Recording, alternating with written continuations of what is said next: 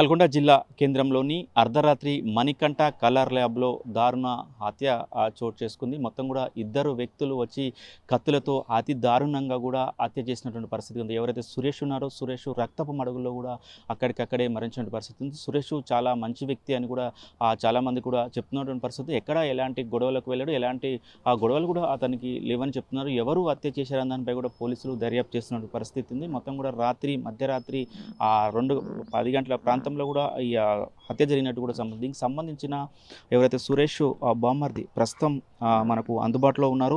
సంఘటనా స్థలాన్ని కూడా అతను నిన్న అయిన తర్వాత వెళ్ళారు. వారితో కూడా మాట్లాడించే ప్రయత్నం చేద్దాం. చెప్పండి, నిన్న ఎన్ని గంటలకు మీకు సమాచారం వచ్చింది? ఎన్ని గంటలకు మీరు ఆ షాప్ దగ్గరికి వెళ్ళారు?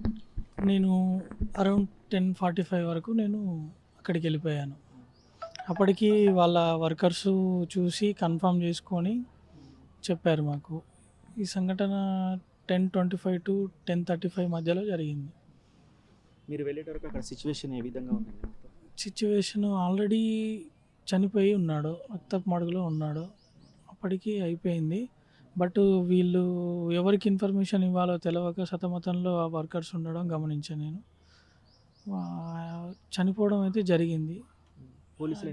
పోలీసులు 10-15 మినిట్స్లో వాళ్ళకు మ్యాటర్ తెలియగానే వచ్చేసారు. మీరు అక్కడికి వెళ్ళారు కదా, అక్కడ సిచ్యువేషన్ మొత్తం కూడా హత్య జరిగిన ప్రదేశం కూడా పరిశీలించారు. అంటే తోపులాట ఏమన్నా తోపులాట జరిగింది. ఆయన వాళ్ళని అడ్డుకోవడానికి, వాళ్ళ నుండి తప్పించుకోవడానికి, వాళ్ళ నుండి కాపాడుకోవడానికి చాలా ప్రయత్నం చేశాడు.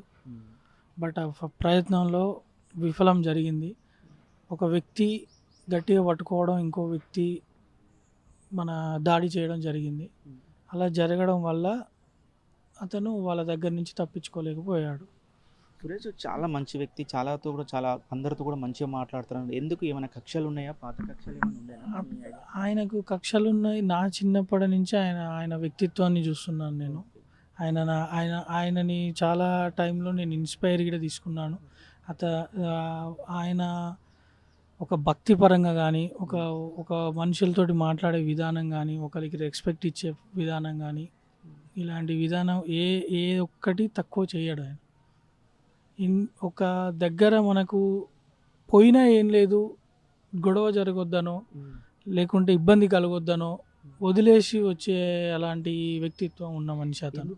ఇంత మంచి వ్యక్తి ఇలా మీరు చెప్తున్నప్పుడు కూడా అర్థమవుతుంది ఎందుకు ఇతన్ని హత్య చేయాల్సింది అనుకో. క్రిమినల్ మోటివేటే అర్థం కావట్లేదు. వ్యక్తులు ఎవరని తెలిసినా గిట వీళ్ళు పలానా దానికి వచ్చి చేశారు అనే ఒకటి తెలుసుకుందామని అనుకున్నా గిట ఆ వ్యక్తులు ఐడెంటిటీ అయితందుకు ఛాన్స్ లేకుండా అయిపోయింది.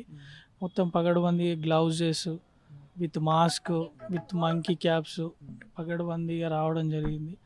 లోపలికి ఎంటర్ అవ్వడంతో బయట ఉన్న సీసీ ఫుటేజ్ వైడ్స్ అన్నీ రిమూవ్ చేయడం జరిగింది.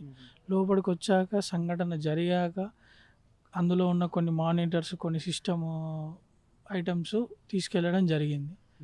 వేరే ఐటమ్స్ పెట్టి మనం మళ్ళా పోలీస్ వారు తీయడంతో కొన్ని వీడియోస్ పోలీస్ వారు సేకరించడం జరిగింది. అంటే మీరు అంటారు కొన్ని ఐటమ్స్ తీసుకుపోయినారు అంటున్నారు. ఎవరు తీసుకెళ్ళినారు? ఈ అగంతకులే ఈ సీసీ ఫుటేజ్కి సంబంధించిన ఏదైతే హార్డ్ డిస్క్ కానీ, మానిటర్స్ కానీ, ఇంకా సంథింగ్ ఏదన్నా ఉన్నాయా అవి తీసుకొని వెళ్ళిపోయారు.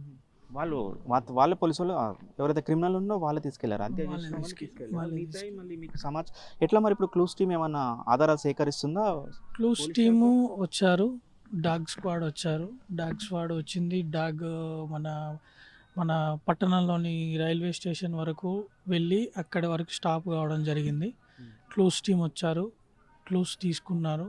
ఫారెన్సిక్ వాళ్ళు వచ్చారు, ఫారెన్సిక్ తీసుకున్నారు. ఇప్పటి వరకు అయితే పోలీస్ వారి నుంచి ఎలాంటి ఇన్ఫర్మేషన్ అయితే లేదు. ఫర్దర్గా ఆఫ్టర్నూన్ వరకు చెప్పే ఉంది. మార్నింగ్ నేనే అసలు ఇది ఫస్ట్ ఇన్సిడెంట్ కానించి నేనే కంప్లైంట్ రాయడం కానీ, ఇవ్వడం కానీ, పోలీసు వారికి జరిగిందంత చెప్పడం కానీ చేశాను. వాళ్ళు పేపర్కు కానీ, మీడియాకు కానీ రిలీజ్ చేసిన న్యూస్ కూడా నేను రాసిచ్చిన దాన్నే రిలీజ్ చేశారు. బట్ ఇప్పటి వరకు అయితే నేను మళ్ళీ ఒకసారి ఎంక్వైరీ చేయడంతో ఇంకా తెలవలేదు అని ఒకటి తెలిసింది.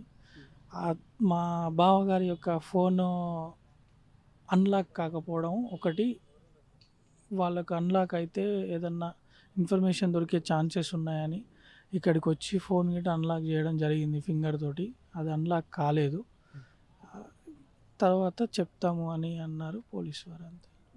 మొత్తం కూడా ఎవరైతే సురేష్ ఉన్నాడో సురేష్ బామ్మాది కూడా చెప్తాను. నిన్న ఏదైతే హత్య జరిగిన ప్లేస్లో కూడా ఎమ్మటే నాకు కాల్ రావడంతో కూడా అక్కడికి వెళ్ళాను. వెళ్ళిన తర్వాత కూడా రక్తపు మడకల్లో కూడా మా బావ అక్కడ మరణించిన పరిస్థితి ఉందని కూడా చెప్తున్నారు. అయితే షాప్లో పనిచేసే వర్కర్లు ఉన్నారు. వర్కర్లకు ఏం తోచకపోవడంతో కూడా నేనే స్వయంగా పోలీస్ స్టేషన్కి వెళ్ళి కూడా కంప్లైంట్ చేశాను.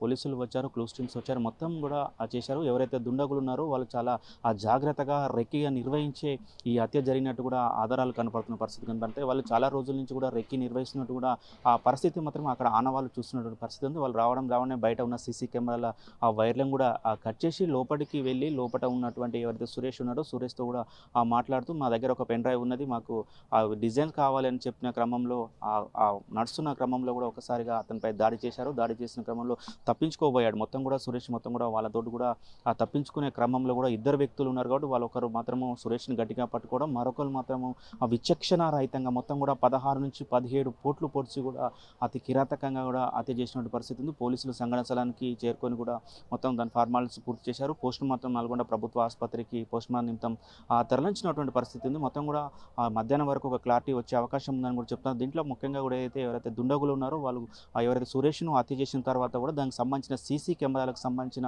హార్డ్ డిస్కులను కూడా తీసుకువెళ్ళారని కూడా చెప్తున్నటువంటి పరిస్థితి కనపడుతుంది. మొత్తం కూడా ఇది ఏమైనా కూడా నల్గొండ పట్టణంలో అర్ధరాత్రి 10 గంటల ప్రాంతంలో జరిగిన ఏదైతే మర్డర్ జరిగిందో మర్డర్తో ఒకసారిగా నల్గొండ పట్టణం మొత్తం కూడా ఉలికిపడిందని కూడా చెప్పుకోవచ్చు. మొత్తం చూస్తున్నాం, మొత్తం ఏదైతే ప్రభుత్వ ఆసుపత్రి ముందు కూడా పెద్ద ఎత్తున ఫోటోగ్రాఫర్కి సంబంధించిన వారందరూ కూడా వచ్చి ఇక్కడ వెయిట్ చేస్తున్న పరిస్థితి కనపడుతుంది. ప్రతి ఒక్కరు కూడా అయ్యో పాపం అంటున్న పరిస్థితి కనపడుతుంది. ప్రపంచంలో ఏ మూల ఏ క్షణం ఏం జరుగుతుందో వేగంగా తెలుసుకోవడానికి తొలి వెలుగు వాట్సాప్ ఛానల్ని ఫాలో చేయండి.